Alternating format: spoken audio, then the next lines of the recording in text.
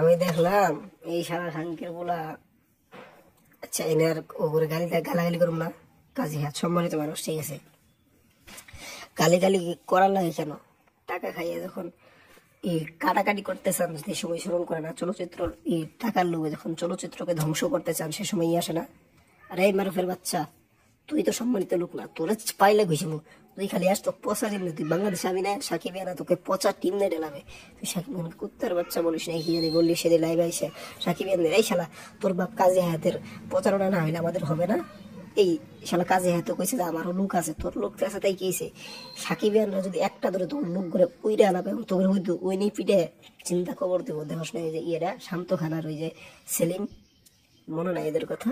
সাকিবিয়ানদের পাওয়ার জানিস, গণপিটনি খাস নি তো, তেজ কারফরে দেখাস, লজ্জা করে না?